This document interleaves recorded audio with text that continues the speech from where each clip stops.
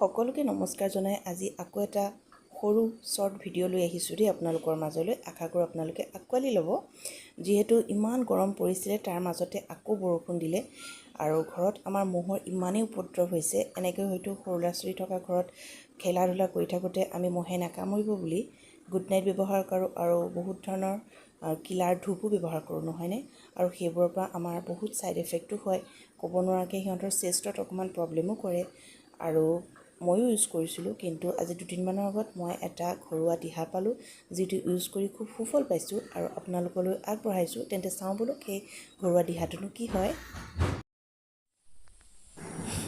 এনেদৰে এখন চাকি লৈ ল'ব দেই। চাকি নতুন চাকি নহ'লেও হ'ব, জ্বলোৱা চাকি থাকেই নহয় ঘৰত, তেনেকুৱা চাকি এখন লৈ ল'ব আৰু তাতে এডাল শলিতা দিব।